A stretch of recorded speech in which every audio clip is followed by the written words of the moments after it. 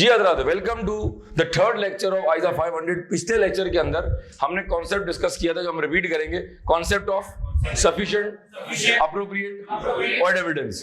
जो एविडेंस हमें चाहिए ओपिनियन देने के लिए वो सफिशिएंट भी हो, वो अप्रोप्रिएट भी हो। सफिशिएंट बोले तो क्वांटिटी, क्वांटिटी का मतलब है सैंपल साइज। 100 में से 20 का सैंपल, 30 का सैंपल, 40 का सैंपल। सैंपल बढ़ाऊं या सैंपल कम करूं?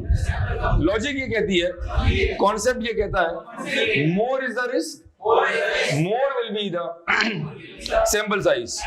अप्रोप्रिएटनेस बोले तो एविडेंस की क्वालिटी।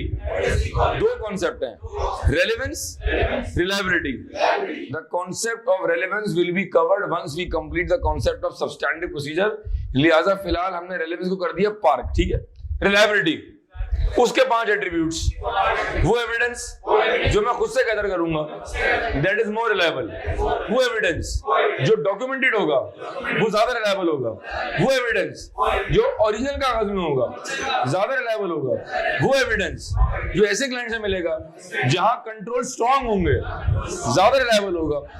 और वो एविडेंस जो थर्ड पार्टी से मिलेगा, for example debtor confirmation, creditor confirmation, bank confirmation, वो बैलेंसेस जो ऑडिटर किसी थर्ड पार्टी से डायरेक्टली कंफर्म करेगा, दैट इज मोर रिलायबल, ठीक है। हजरात, ये हमने लेक्चर को क्विकली रिवाइज किया। अब सवाल यही है, ये मैंने बनाया हुआ एक झूला। एक जमाने में बच्चे 10 साल पहले, 15 साल पहले पार्क जाया करते थे, झूला झूला करते थे, पकड़म पकड़ाई खेलते थे, खो खो खेलते थे, भंडा पानी खेलते थे। अब जी कैंडी क्रश का दौर है जी। सारा दौर चेंज हो गया और सारे बच्चे जो है वो अजीब से मर्ज का शिकार हो गए, अजीब से मोटे मोटे हो गए, किसी काम के नहीं रहे। क्यों? क्योंकि हम किस पर आ गए? स्मार्टफोन पर आ गए। तो अगर आपको बचपन में याद आ रहा, जो हम उस दौर के हैं, भारत में इतना पुराना दौर कभी नहीं हूं, तो जहां पेरेंट्स हमें पार्क लेके जाया करते थे और हम सीसॉ पर बैठते थे। अगर मिसाल के तौर पर मैं इस झूले पर यहाँ बैठी हूँ, साइड पर बैठ जाऊं, और अगर मैं इनको उस तरह बैठा दूंगा तो मैं काफी ऊपर तक जाऊंगा, क्योंकि मैं एक दुबला आदमी हूँ, ये वजनी आदमी है अल्हम्दुलिल्लाह। मैं 70 किलो का हूँ, ये 90 किलो का होगा, मिसाल दे रहा हूँ भाई। तो अगर मैं यहाँ बैठ जाऊँ भाई, और अगर आपको जोर से यहाँ बैठा देंगे, तो आप जो है वो क्या पोजीशन क्या बनेगी? आप यूं जाएंगे और मैं यूं जाऊंगा उड़ता हुआ, ऐसा ही है। क्योंकि जहां वजन होगा वो साइड झुक जाएगी। अब अगर मैं अपनी साइड पे 2 बंदे बैठा लूं, मैं इसको बैठा लूं अपने साथ, क्योंकि इसके बाद वजनी क्लास में ये लड़का है। अब अगर हम दोनों यहाँ बैठे हैं तो भाई तू काफी ऊपर जाएगा। सवाल ये सर, कौन सा स्टेज है जहां आ जाएगा इक्विलिब्रियम? ऐसा कौन सा हम पल्ले बच्चे बिठाएं कि ये जो सीसॉ है ना ये यूं हो और ना ये यूं हो, ये बराबर में आ जाए। यही कॉन्सेप्ट है यहां पर कि क्या एविडेंस जो मिलेगा उसकी क्वांटिटी कितनी हो, उसकी क्वालिटी कितनी हो, वो कौन सा स्टेज है, वो कौन सा स्टेट है जहां पर क्वांटिटी और क्वालिटी हम पल्ला हो जाएं और हम स्टेट ऑफ इक्विलिब्रियम पे आ जाएं। तो भाई ऐसी कोई स्टेट नहीं है। बिकॉज, रिपीट करें, बिकॉज कितनी क्वांटिटी और कैसी quality, both of these depend on the auditor's professional judgement. This judgement may vary from client to client, from firm to firm, and from one partner to another partner. एक firm में अगर 30 partners हैं, EY में 30 partners हैं, AFF में 40 partners हैं, हर partner जो है वो एक अपनी अलग राय रखता है। और एक फर्म के अंदर एक पार्टनर कह रहा है भाई ये होगा और दूसरा कह रहा है नहीं ये होगा। सर, तो क्या एक फर्म में लोग अपने ओपिनियन को निगेट कर सकते हैं? क्या वो डिफरेंस ओपिनियन रख सकते हैं? क्या एक बंदा ए कह रहा है, दूसरा बंदा बी कह सकता है? बिल्कुल कह सकता भाई, क्योंकि हर बंदे की जजमेंट क्या है, वो डिफरेंट है।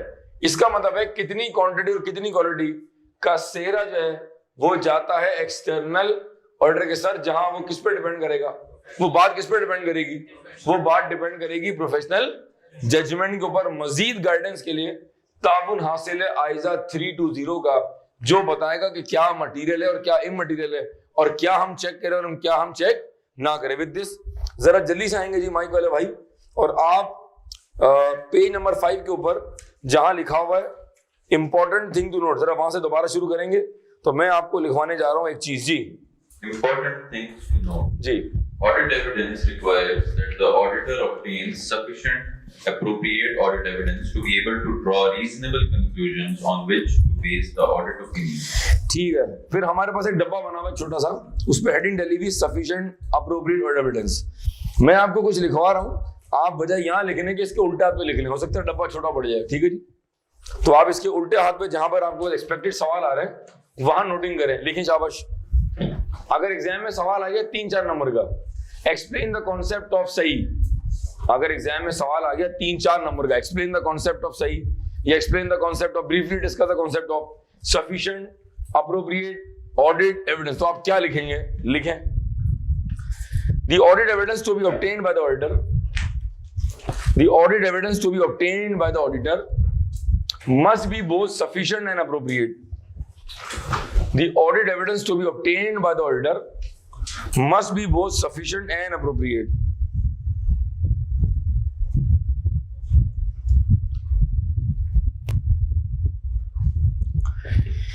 The audit evidence to be obtained by the auditor must be both sufficient and appropriate. By sufficiency we mean the quantity of audit evidence. By sufficiency we mean the quantity of audit evidence, and by appropriateness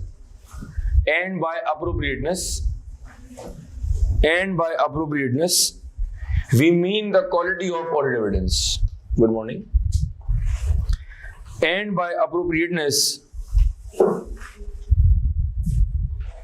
we mean the quality of audit evidence, which in turn has two further elements.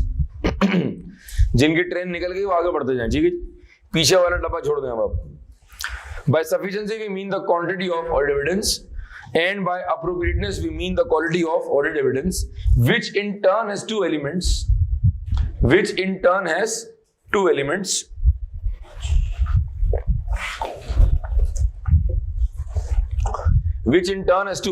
relevance and reliability. Which in turn has two elements, relevance and reliability. सब पता है आपको, चीते हो गए अब आप। Which in turn has two elements, relevance and reliability. फिर आखिरी लाइन लिखें, क्लोजिंग लाइन लिखें। The quantity of audit evidence, मैं रिपीट कर लूंगा, पड़ोस में झांकना बंद कर दें, अगला डिस्टर्ब हो रहा है, उसकी प्राइवेसी खराब कर रहे हैं हम। The quantity of audit evidence depends on various factors. सोचो ना, कोई बार बार झांक के देख रहा हो, आप क्या कर रहे हैं, अल्लाह माफ करे। The quantity of audit evidence depends upon certain factors. The quantity of audit evidence depends upon certain factors. As well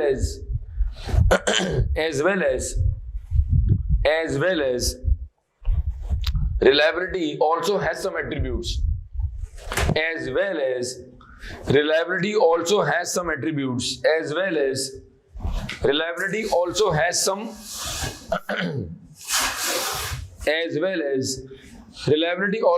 attributes. Or say factors. क्या लिखा? आखिरी लाइन लिखना, दोबारा बताना। और के बाद में खुद भूल गया, जरा 2 लाइन दोबारा चलें जी पीछे। जी, the quality of evidence depends on certain factors, as well as reliability also has some attributes, or say factors. As well as reliability also has some attributes. अब लिखने से पहले कि मैं भूल जाऊं, और reliability also has some attributes or factors. ये खुद से भी लिख सकते हैं, ड्रामा कर रहे थे आप सिर्फ। और से फैक्टर्स, फुल स्टॉप। अब जरा एक बार दोबारा पढ़ लें जी। अब जिनका बीच में जो डब्बा छूटा हुआ, जरा काइंडली ट्रेन पकड़ लें जी। डीजे वाला भाई मेरा टॉपिक चला दें जी। Audit evidence to be obtained by the auditor must be both sufficient and appropriate. By sufficiency we mean the quantity of audit evidence, and by appropriateness we mean the quality of audit evidence, which in turn has two elements, relevance, reliability. The quantity of audit evidence depends on certain factors, as well as reliability also has some attributes or say factors. ठीक है जी, clear हो गया जी। अच्छा अब आगे चलेंगे जरा। ये सर हम कब लिखेंगे? अगर एग्जाम में सवाल आ गया 3-4 मार्क्स का, कितने मार्क्स का कि जी रिपीट कर, explain the concept of sufficient and appropriate और एविडेंस, तो आप ये लिखेंगे। अगर आप अपने पल्ले से लिखेंगे वो कुछ और बन जाएगा, उसकी समझ कुछ और आएगा, उसकी हट जाएगी, वो आपको दोबारा बुला लेगा। तो बेहतर है कि आप ये रिस्क ना लें। जो मैं आपको चीजें लिखवा रहा हूं मिनिमम कोशिश करें कि आप उनको कम से कम रिटेन कर लें, ठीक है जी। अगले पेज में आएंगे, हम पढ़ चुके हैं सारा। तो हमारे पास सबसे पहले आ रहे हैं 7 फैक्टर्स ऑफ क्वांटिटी, और फिर हमारे पास आ रहे हैं 5 एट्रीब्यूट्स ऑफ रिलायबिलिटी। जरा रिवाइज कर लेते हैं, दोबारा पढ़ लें 5 एट्रीब्यूट्स ऑफ रिलायबिलिटी। जी डीजे वाले भाई जरा 5 पॉइंट्स चला दें जी। डीजे वाले भाई जी, डीजे वाले भाई स्लो चाहिए जी। रिलायबिलिटी के 5 फैक्टर पढ़ ले मेरा बच्चा। Reliability factor. हाँ शाबाश। Number 1. Evidence is more reliable when it is obtained from independent sources outside the entity. Ji. That is third party confirmations. Number 2. ये सब पढ़ा हुआ हमने भाई जी। Evidence that is generated internally is more reliable when the related controls imposed by the entity are affected. इसकी मिसाल दी थी मैंने आपको। एक क्लाइंट मल्टीनेशनल है जहां बड़े क्वालिफाइड लोग हैं, तो जो वहां एविडेंस मिलेगा वो क्या होगा? That would be more reliable as compared to organization जहां पर क्वालिफाइड लोग नहीं होंगे, चार्टर्ड अकाउंटेंट नहीं होंगे, एसी से क्वालिफाइड नहीं होंगे, आप जैसे हीरे नगीने नहीं होंगे, और वहां पर एसओपीस क्या होंगे? बहुत वीक होंगे। तो वहां से मिलने वाला एविडेंस क्या होगा? Less reliable. वीक नहीं होगा, कमजोर नहीं होगा, क्या होगा? लेस रिलायबल है मेरे वीक दोस्त जी। आगे चलें जी। Number 3. Written evidence is more reliable than verbal evidence. ठीक है जी। Number 4. Evidence. जो उसने जबानी का और जो उसने लिख के दिया, कौन सी बात रिलायबल है? मसला है ना लिख के दे रही और ना जबानी कह रही, बिला वजह ऐसी टाइम पास हो रहा है। आगे चलें जी। Number 4. Evidence obtained directly by external auditors is more. जो बात मैं खुद पूछूंगा और जो बात घूम के आएगी, कौन सी बात रिलायबल है? जो बात मैं खुद पूछूंगा जी। Number 5. Original documents are more reliable than photocopies. ठीक है, ये सारे क्या है? ये है रिलायबिलिटी के एट्रीब्यूट्स। आगे चलो, अगली 3 लाइनें पढ़ लो फटाफट। Quantity of audit evidence is affected by the auditor's assessment of risk. That is, the higher the risk, the more the evidence will be gathered. The higher the risk, the more the evidence will be gathered. चल अब पढ़ जी। Similarly, the higher the quality, the less may be required obtaining more audit evidence. However, may not compensate for its poor quality. जरा ये 3 लाइनें दोबारा पढ़ के मतलब समझना चाहता मुझे इसका जल्दी से। क्या कह रहा है इस बंद में शायर? क्या कह रहे हैं आपसे? इस बंद में शायर कह रहे हैं, मीर तकमीर कह रहे हैं, quantity of audit evidence is affected by the auditors assessment of risk. ठीक हो गई बात।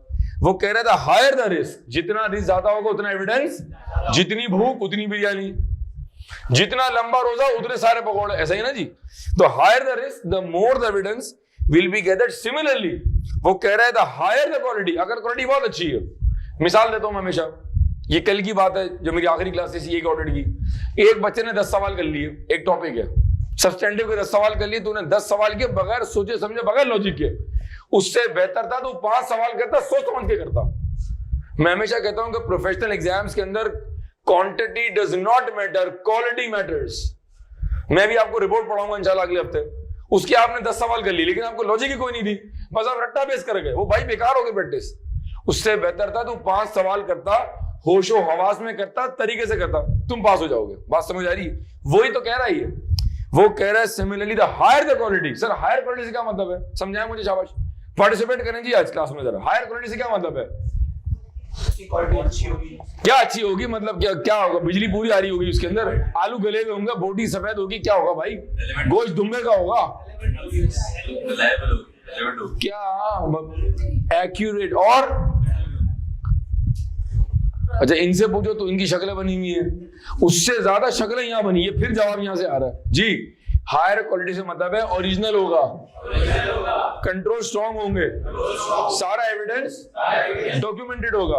ये वो एविडेंस होगा जो थर्ड पार्टी से डायरेक्ट आएगा। यार डम्बोज ये क्या लिखा हुआ है? इसके पीछे क्या बना हुआ है? आगे कितने एट्रीब्यूट्स हैं? तो अगर मैं तुमसे ये पूछ रहा हूं कि क्वालिटी बेहतर कैसे होगी, इसका मतलब है वो रिलायबल ज्यादा होगी। ये जवाब नहीं दे सकते आप।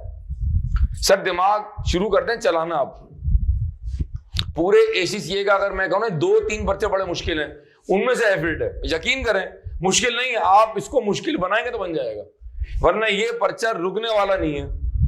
50 नंबर की तैयारी तो मैं अभी 1.5 महीने में करा दूंगा आपको इंशाल्लाह। उसके बाद तो फिर पोजीशन है, हम पढ़ने को तैयार नहीं, हम लॉजिकली पार्टिसिपेट नहीं करते। तो डिस्कशन क्या करें और जुमला बोला करें। अगर मैं कह रहा हूं क्वालिटी बेहतर होगी तो हमको नहीं पता रिलायबिलिटी के कितने एट्रीब्यूट्स हैं। इसका मतलब है, जब एक एग्जांपल ले ली, इसका मतलब है जितना एविडेंस डॉक्यूमेंटेड होगा उतनी क्वालिटी, जितना थर्ड पार्टी से एविडेंस आएगा वो ज्यादा रिलायबल होगा। अगर रिलायबल हो जाएगा तो क्वालिटी अपने आप क्या हो जाएगी। वही तो कह रहा है यार, थोड़ा सा समझाने की पोजीशन में आ जाए भाई। दोबारा पढ़े। Similarly the higher the quality, the less may be अच्छा, क्या कह रहा है वो कह रहा है अगर क्वालिटी बहुत अच्छी हो गई तो फिर मैं कम क्वांटिटी पर भी इत्तेफाक कर लूंगा। बात समझ आ रही है। बिरयानी पुरानी है, 2 दिन पुरानी और पूरी देख पड़ी हुई, खा ले। और बिरयानी बिल्कुल ताजी बनी हुई, अभी निकाली अम्मा ने, वो आधी प्लेट है, वो आधी प्लेट उस 2 दिन की पुरानी बिरयानी से बहुत बेहतर होगी। वही तो कह रहा है भाई, जज्बात समझे। द लेस में बी रिक्वायर्ड। आगे चलो। obtaining more evidence, however, may not compensate for its poor quality. Obtaining more evidence, however, may not compensate for its, क्या मतलब है इसका? मतलब समझाया मुझे इसका? दोबारा पढ़ा 3 लाइनें खुद से, मुझे मतलब समझाया इसका जी। मैंने भी जान लेनी है आपकी। ज्यादा क्वांटिटी लेने का मतलब ये नहीं है कि आप उसकी क्वालिटी पर कॉम्प्रोमाइज कर जाएं। बिल्कुल सही पिक किया ना आपने। ऐसा नहीं है कि क्लाइंट कह रहा भाई मेरे पास तो ओरिजिनल कागज ही नहीं है, तू एक काम कर 100 और चेक कर ले, और देख मैं लिख के कुछ नहीं दूंगा, तो जो मैं कह रहा हूं तू नोट कर ले, मैं तुझे लिख के कुछ भी नहीं दूंगा। और देख भाई थर्ड पार्टी से एविडेंस नहीं मिलेगा, जो हमारे पास से रिकॉर्ड में मिल रहा है भाई वो तू ले ले। अब चूंकि क्वालिटी क्या हो गई है, अब क्वालिटी क्या हो गई है, तो मैं सैंपल साइज लेकिन एक हद तक ही बढ़ाएंगे। इसका मतलब है क्वांटिटी का बढ़ा देना खराब क्वालिटी का सब्स्टिट्यूट नहीं। आपके बोलने में भी ताकत नहीं है, आपके समझाने में ताकत नहीं है। जान मारे आप, पेपर में आप बैठे होंगे, मैं वहां नहीं होऊंगा, मेरी सिर्फ यादें होंगी। पेपर आप दे रहे होंगे, आप होंगे और आपकी तन्हाई होगी, ठंडे पसीने निकल रहे होंगे उधर। तो काइंडली पार्टिसिपेट करें, इसलिए कि पेपर में 30 नंबर के ओटीज आते हैं। ओटीज का मतलब है लॉजिकल आंसर दिया जाएगा उधर। मैंने ये कहा, आखिर में ये कह रहे हैं अगर क्वालिटी खराब है, रिपीट, अगर क्वालिटी खराब है तो सैंपल साइज एक हद तक बढ़ाएंगे। ये नहीं हो सकता कि सैंपल साइज बढ़ाते जाए और क्वालिटी खराब होती जाए। खराब क्वालिटी सैंपल बढ़ा देने का सब्स्टिट्यूट नहीं है। इतनी सी बात थी भाई। दोबारा रिपीट करते हैं, पेज नंबर आए 7 के ऊपर, बस मैंने वाइंड अप करना है 500 को। आज हम डिस्कस कर रहे हैं लेक्चर नंबर 3। रिपीट करें, एविडेंस हासिल करने के 2 मेथड्स, टीओसी, सब्सटेंटिव। टीओसी में 2 बातें, डिजाइन और ऑपरेशन। सब्सटेंटिव में 2 बातें, एपी, टीओडी। करने के तरीके कॉमन, कायरो 8 बातें, confirmation, analytical procedure, IQ, inspection of asset, inspection of record, inquiry, reperformance, recalculation, observation. कायरो कर रहे हैं, पसे पर्दा, या तो टीओसी होगा या सब्सटेंटिव होगा। हम टीओसी कर रहे हैं, हम कायरो कर रहे हैं, हम सब्सटेंटिव कर रहे हैं, हम कायरो कर रहे हैं। इस कायरो के अंदर एक के अलावा जो बाकी बचा वो टीओडी है, हम टीओडी कर रहे हैं। मतलब ये है हम पीएनएल, बैलेंस शीट, ये नोट्स वेरीफाई कर रहे हैं, हम टेस्टिंग कर रहे हैं। इसका एक और नाम testing at the assertion level. Assertion level 3 चीजें, PNL items, balance sheet items, PND items. PNL items का एक और नाम class of transaction, balance sheet का एक और नाम अकाउंट बैलेंस लेवल। हो गया रे भाई सब कुछ। आगे चलो, हर टॉपिक जो मैं पढ़ाऊंगा आप घर पे अगर चाहें तो हर टॉपिक बड़ा से बड़ा आप अकेले बैठ के 5 से 10 मिनट में टॉपिक रिवाइज कर सकते हैं, बशर्ते कि आपको किसी ने ये सिखाया हो कि टॉपिक रिवाइज करते कैसे हैं। और आप F8 में आ गए, आप बहुत बड़े हो गए मेरे हिसाब से, मैट्रिक और O लेवल से पता नहीं B लेवल और D लेवल क्या क्या करके आ रहे हैं आप। उसके बाद अगर आपको इस लेवल पर ये नहीं पता कि how to make summaries and how to revise, तो ये लम्हा फिक्रिया होगा। बहरहाल मैं अपने पेपर के हवाले से आपको बताऊंगा कि आपने ऑडिट फिंगर टिप्स पे कैसे लेके आ रहे हैं। ये उस वक्त होगा जब आप डेली बेस पे पढ़ेंगे। अगर यही टॉपिक आप आज से 2 महीने बाद पढ़ेंगे तो आइजा 500 आपके लिए बन जाएगा आदाब। और इस वक्त अगर मैं लेवल ऑफ डिफिकल्टी बात करूं तो इस वक्त आइजा 500 जाए, वो डिफिकल्टी लेवल में इसके मार्क्स है 1 आउट ऑफ 10। यानी कितना मुश्किल है, 1 आउट ऑफ 10। और अभी हमने जाना कहाँ है, 7 और 8 और 9 आउट ऑफ 10 पे जाना है। तो आपने इतना दम लगाना पड़ेगा, ठीक है जी, पार्टिसिपेट करें। इसीलिए नेक्स्ट पेज पर आएंगे, हम कैरो कवर कर चुके हैं भाई, हाँ है ना। पेज नंबर आए 10 और 11 के ऊपर, शाबाश।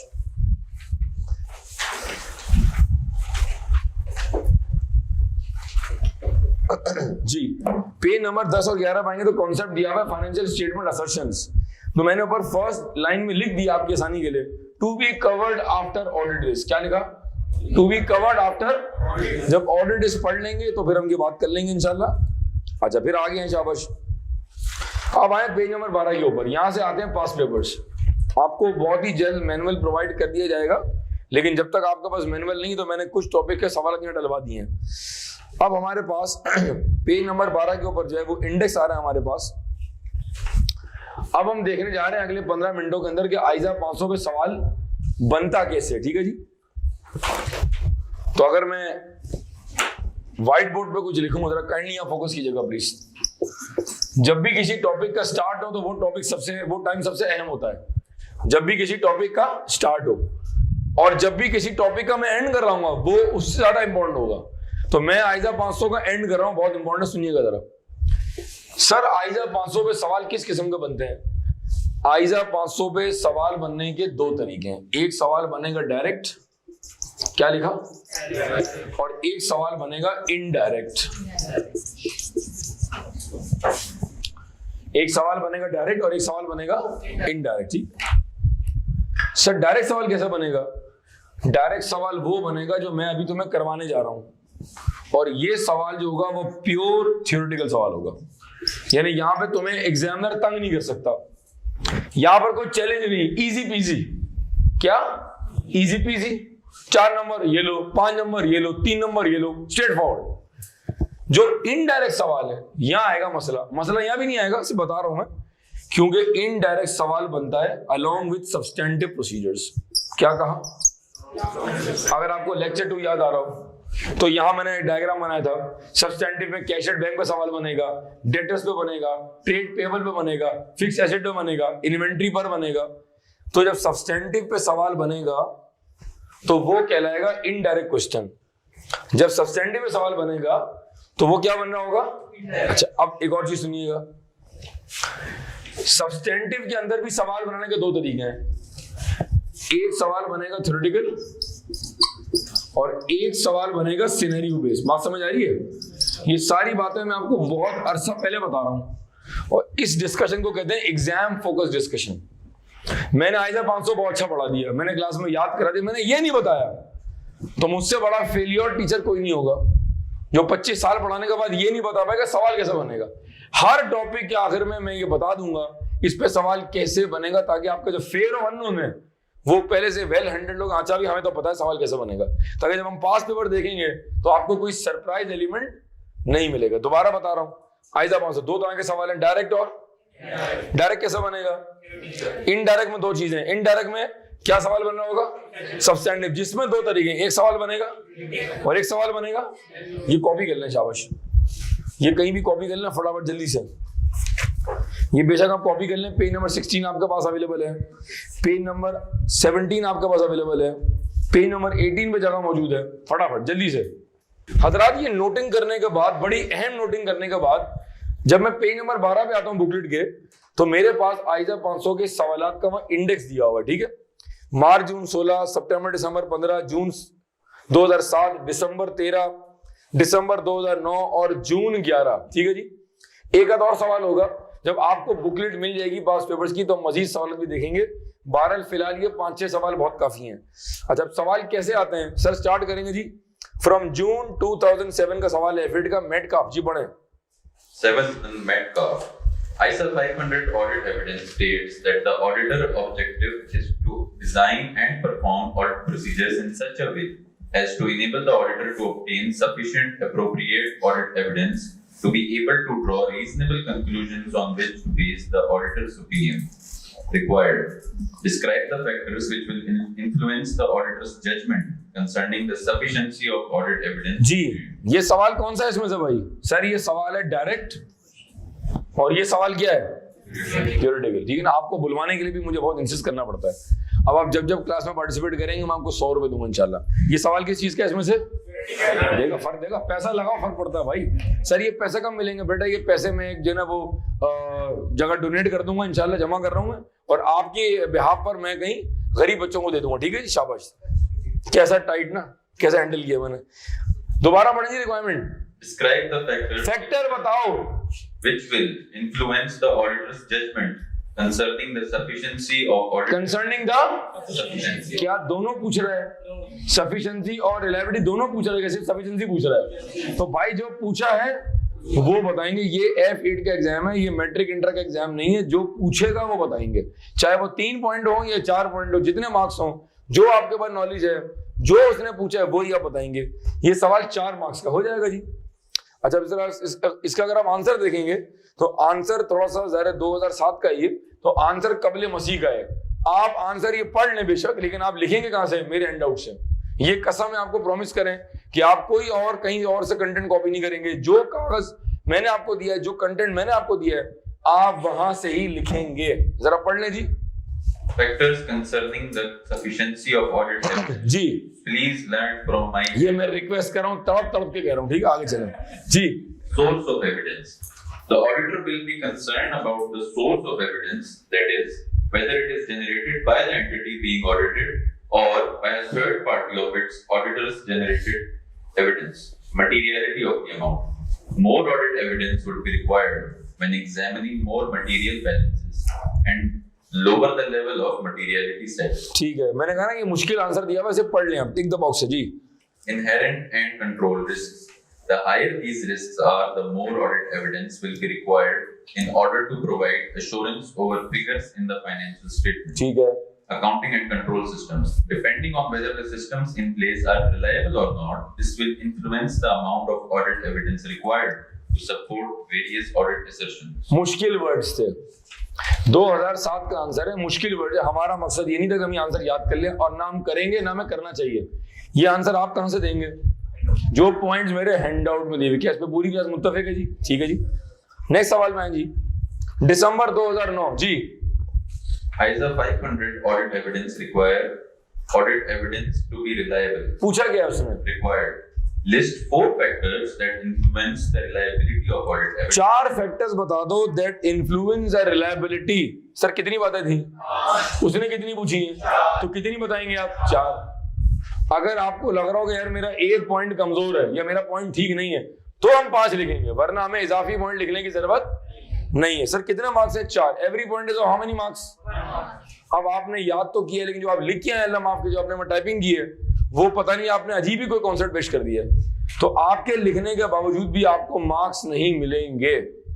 मेजॉरिटी बच्चा F8 में 45 और 50 के अंदर फेल हो जाता है। ये वो बच्चे जो डे 1 से नहीं पढ़ रहे हैं, ये वो बच्चे हैं जो 10-12 मार्क्स छोड़ के आ गए, ये वो बच्चे हैं जो हर चीज अपने ओन वर्ड में लिख के आ गए, लेकिन जो लिख के आए हैं वो ठीक नहीं लिख के आए हैं। बहुत ही क्लोज बच्चे फेल होते हैं 46, 47, 48, और जो पास हो रहा है 65, 75, बीच में अजीब सा गैप आ रहा है। जो अच्छे बच्चे वो पास हो रहे हैं 65, मतलब वो बच्चे जिनसे आप एक्सपेक्ट ना करें कि पता नहीं ये जिंदगी में क्या करेगा, 75, 78, और जो बहुत ही समझदार बच्चे जिनसे आप बेटा पोजीशन आ गई, नहीं सर 48 पे रुक गई, उसको देख वो कहां निकल गया लौंडा 74, क्योंकि इसने स्ट्रेस लिया, ओवर कॉन्फिडेंट हो गए, मुझे सब आता है, और एक chill.com में रहा, एंड टाइम पे पढ़ लिया, एग्जाम में जाकर परफॉर्म कर दिया। It's a game of nerves, not a game of thrones. बात समझ आ रही है? वो 3 घंटे में आप अपने आप पर कितना काबू रखते हैं, आपका रिवीजन कैसा है, ये सारी बातें बताऊंगा। बहरहाल द पॉइंट इज कि ये आसान है, पेपर में 50 नंबर रखे हुए होते हैं, ठीक है जी। अब ये 4 नंबर का सवाल है, ऐसे 4 नंबर और दिए हुए होंगे, 3 नंबर और होंगे, 18-20 नंबर तो ये हो गए। अब आपने अगर यही भाड़ मार दिया है तो खतरनाक हो जाएगा, ठीक है। बहरहाल आगे चलें जी, ये बातें तो चलती रहेंगी, आगे बढ़ते हैं। सितंबर 2010, ये सवाल ICAP का है जी। ICAP का जब नाम आए तो आपने एहतरामन 1 मिनट के लिए ऐसे आंखें बंद करनी है, रिस्पेक्ट देनी है। ICAP हमारे अबू जी हैं, डॉन है, ठीक है जी। आप क्या कर रहे हैं? HEC है। आप किस मुल्क के हैं जी? यूके। ये कौन सा मुल्क है जी? हम, और हमें इस पे गर्व होना चाहिए जी। पढ़े जी, तो बहुत ही रिस्पेक्टफुली सवाल पढ़े। सितंबर 2010 सर, लेकिन ICAP आंसू बड़े निकलवाता है, यकीन करें यार। जो आंसू आई कैप से निकलते हैं ना वो एसी से नहीं निकलते बाहर। जी पढ़े। Explain the term sufficient and appropriate audit. कितना कोई क्यूट क्वेश्चन है मेरी तरह यार। एक्सप्लेन द टर्म, आप बात करें मैं आपको 100 रुपए दूंगा जी। दोबारा पढ़े, एक्सप्लेन द टर्म। यार पैसा लगाओ तो यहां से भी आवाज आती है, यानी ये पार्टी भी वही है, मतलब लगाओ भाई दिखाओ, ठीक है जी, मतलब वही है। पैसे की बात की सर ने भाई। 4 मार्क्स, कितने मार्क्स हैं जी? क्या लिखेंगे 4 मार्क्स के अंदर? 4 मार्क्स में क्या लिखोगे? सही। 4 मार्क्स में क्या लिखेंगे? सही। जो मैंने आज लिखवाया है वो आप लिख देंगे, ठीक। आसान है, मुश्किल क्वेश्चन है, ठीक है जी। फिर आप आए सितंबर 2013 के ऊपर, ये भी आईकेएफ का सवाल है सर। तो ये सवाल F8 के कहाँ हैं? ये जो F8 के सवाल हैं ये आपको मैनुअल मिल जाएगा, हम उससे अटेम्प्ट करेंगे जी। Briefly describe the steps that an audit. ये छोड़ दें, बी पार्ट पे आ जाएं, बी पार्ट पे आ जाएं, ए पार्ट छोड़ दें। Briefly explain any 6 methods for collecting audit evidence. अच्छा, अब यहाँ आईकेएफ ने गेम क्या की, क्योंकि वो आईकेएफ है। 12 मार्क का सवाल, 12 मार्क बहुत होते हैं थ्योरी के पेपर में। 6 मेथड्स। अच्छा, लिग मेथड रहा है। अब बच्चे के दिमाग में रहा मेथड तो 2 हैं, टीओसी और सब्सटेंटिव। तो कई बच्चे आईकेएफ में जो डम्बोस थे वो टीओसी सब्सटेंटिव लिख के आ गए। मैंने उनसे कहा, मैंने कहा अल्लाह के बंदों 12 मार्क का सवाल है, मुझे बताओ मेथड 6 कहां दिए हुए हैं? कह रहे सर दिए हुए तो कहीं, हमने वहां बैठ के बनाए हमने।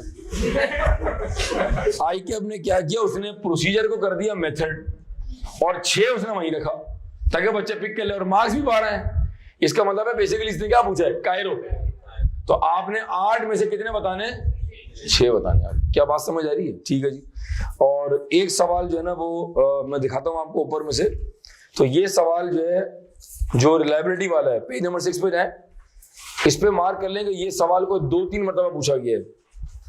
मैं भी आपको मैनुअल में जाके और ये सवाल सारे कराता हूं। ये जो पेज नंबर 6 पे दिए हुए ना 5 पॉइंट्स रिलायबिलिटी के, इस पे मार्क कर लें क्वेश्चन। क्वेश्चन ये ना पॉइंट नंबर 1 to 5 जो रिलायबिलिटी के एट्रीब्यूट्स है, इसको मार्क कर लें, क्वेश्चन मार्क कर लें इधर। तो मैं सवाल आपको कराता हूं फ्रॉम द मैनुअल। हजरात, क्लास में मैनुअल डिस्ट्रीब्यूट हो चुके हैं। जो बच्चे एलएमएस पे देखेंगे आपको भी इंशाल्लाह मैनुअल मिल जाएगा, आप कैंपस से कलेक्ट कर लेंगे। और अगर आप कराची से बाहर के तो आपको डिस्पैच कर दिया जाएगा। पहला सवाल निकालें, मार्च जून 16। अब आप अपने मैनुअल में जाएं और मार्च जून 16 का आइटम निकालें। मैं बताता हूं आपको किस पेज पर है ये।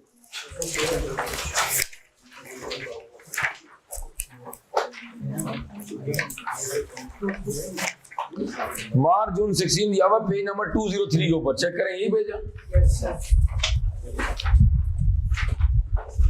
अब आपने करना ये है कि आपने घर जाकर ना ये स्टिकर लगा लेने अटेम्प्ट वाइज, तो आपको ढूंढना नहीं पड़ेगा और आप डायरेक्ट उस पेज पे जाएंगे और आप उसको ढूंढ लेंगे। ये हमें ऑडिट फॉर्म में सिखाते हैं कि इसके वर्किंग पेपर कैसे मेंटेन होते हैं।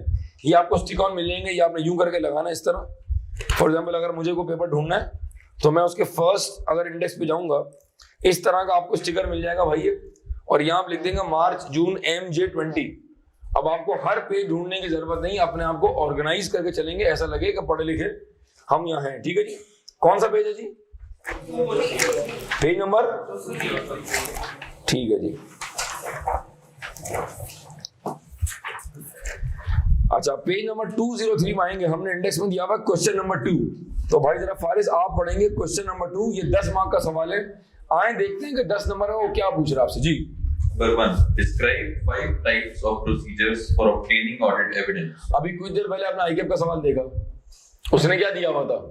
उसने मेथड कर दिया था। यहाँ ये F8 का सवाल है। F8 का एग्जामिनर की सबसे अच्छी बात ये, वो दुनिया में आपको तंग करने के लिए नहीं आया हुआ। F8 के एग्जामिनर का मकसद है आपकी नॉलेज चेक करना, जबकि आईकेएफ का जो एग्जामिनर है वो चेक करता है ब्लड प्रेशर आपका। वो देखता है, वो जान के आपको हॉल लाता है ये क्या पूछ लिया उसने। वो सिर्फ चेक कर रहा है कि बच्चा एग्जाम प्रेशर में उस चीज को हैंडल करने को तैयार है या नहीं है। इसीलिए आईकेएफ के अंदर कमजोर दिल वालों का काम नहीं है। ठीक है जी। जो बहुत रोते धोते हैं उनका तो काम ही खराब हो जाएगा। Question number 2-1, describe 5 types of, क्या कह रहा भाई?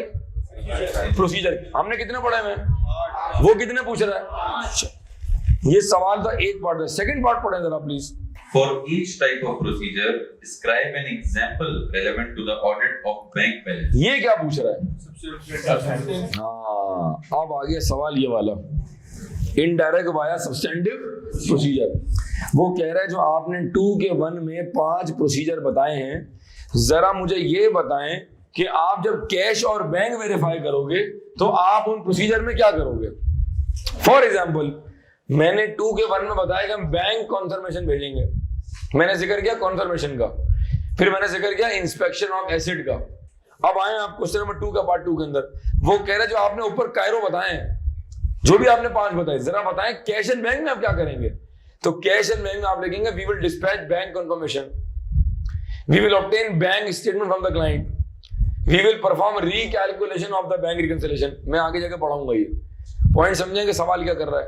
उसने सवाल 2 के 1 में नॉर्मल आइजा 500 से पूछा है, और जो सेकंड पार्ट है वो उसने क्या पूछा है, वो उसने सब्सटेंटिव के साथ लिंक करके पूछ लिया। बात समझ आ रही? कितने मार्क का सवाल है ये? Note the total marks will be split equally between each part. 5 number और 5 नंबर। अब आप निकाले सवाल सितंबर दिसंबर 2015। शाबाश, जल्दी से।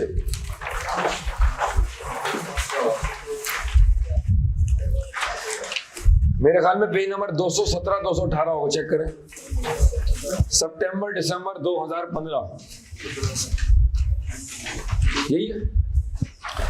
सितंबर दिसंबर 2015 निकालें जी। ठीक है जी। Question number 6 alpha, question number 6 alpha बहुत ही सिंपल सवाल है जी, 4 नंबर का।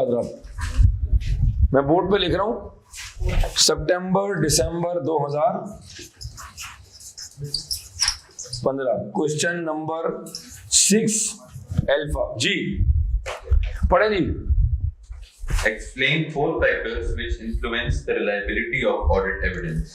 Explain 4 factors, कितने फैक्टर बताने जी? Which influence the reliability, sufficiency के फैक्टर पूछ रहा है या reliability के फैक्टर पूछ रहा है? कितने मार्क का सवाल है? कितने पॉइंट लिखने को बोला है? क्या 4 नंबर स्ट्रेट फॉरवर्ड डी में? 4 आपने पॉइंट लिखे, 4 नंबर मिल गए, कितने बच गए? 46। पास करने के लिए कितना चाहिए? कितने ले चुके हो? सिंपल इजी बिजी पेपर है भाई। ठीक है जी। आप मुश्किल बनाएंगे तो मुश्किल बनेगा, वरना यकीन करें हंसते खेलते निकल जाएगा पेपर इंशाल्लाह। जून 7 हमने कवर कर लिया, दिसंबर 13 निकालें जरा। दिसंबर 13 निकालें जी। Question number 2 bravo, question number 2 bravo, 2B B वो भैंस जी। अकल बड़ी के भैंस, ऑब्वियसली भैंस, ऑब्वियसली, है ना जी। भजन क्या ढूंढ रहे? मिल गया आपको भजन? Yes. बहुत शुक्रिया, आपको मिल गया भाई। 2B पढ़े, शाबाश। ISA 500 audit evidence requires audit. बेटा अल्लाह आपको चांद सी भाभी दे जी। 2B पढ़े जी।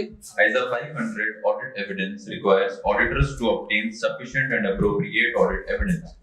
Appropriateness is a measure of the quality of audit evidence, that is, its relevance and its reliability. Requirement पूछा क्या एग्जामिनर ने? Identify and explain 3 factors which influence the reliability of audit evidence.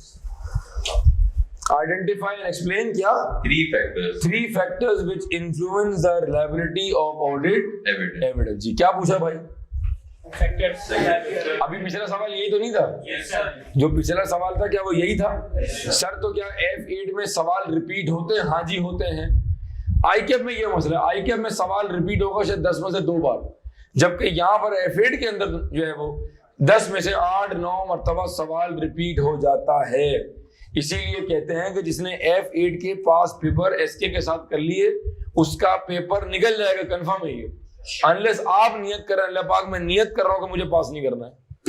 अगर आप इस mindset से जा रहे हैं कि मैंने नहीं पढ़ना है, पास ही नहीं करना है, तो फिर मसला होगा। अदरवाइज ये पेपर रुकने वाला नहीं है। बिला वजह फेयर और अननोन डेवलप ना करें। हजरात, this completes the discussion on ISA 500। ये जो हमने टॉपिक अभी कवर किया है, ये हमने आप समझे कि सिर्फ ISA 500 कवर किया हुआ है।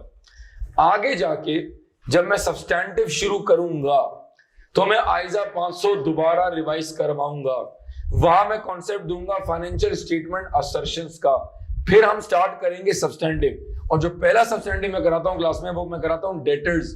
फिर हम पढ़ते हैं कन्फर्मेशन, फिर हम पढ़ते हैं कैश एट बैंक, फिर हम पढ़ेंगे कैश इन हैंड, फिर हम पढ़ेंगे फिक्स एसेट, फिर हम पढ़ेंगे ट्रेड पेबल, फिर हम पढ़ेंगे inventory and so on so fourth. हजरात, मुलाकात होगी नेक्स्ट लेक्चर के अंदर। ये था ISA 500। जितना पढ़ाया जितना समझाया उसको कवर करें। जो इसमें याद करने वाली चीजें हैं वो है कॉन्सेप्ट ऑफ सही, सफिशिएंसी के फिल्टर आपको पता होने चाहिए, रिलायबिलिटी के फिल्टर आपको पता होने चाहिए, और कायरो की जो 8 बातें हैं उस पर आपको हर कायरो के अंदर 2-3 लाइनें लिखना आना चाहिए। लेट्स मूव फॉरवर्ड और हम स्टार्ट करेंगे अब आइजा 320 कॉन्सेप्ट ऑफ मटेरियलिटी।